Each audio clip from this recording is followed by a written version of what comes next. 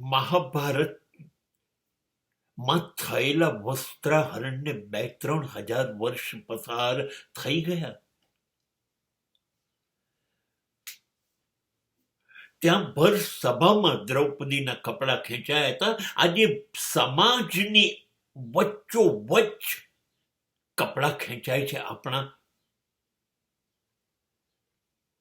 મા બાપ કપડા ખેંચી લે છે જન્મથી જરાક સમજણ પડે ત્યાં સુધી.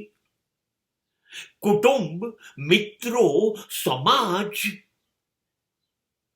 શાળા અને કોલેજોના શિક્ષકો, અરે કોણે છોડ્યા છે મારા વસ્ત્રોનું? મને નગ્ન કરી નાખ્યો. એ લોકોએ જેવો બનાવવું તો એવો બનાવી દીધો. મારે જે બનવું હતું એ બનવા ના દીધું.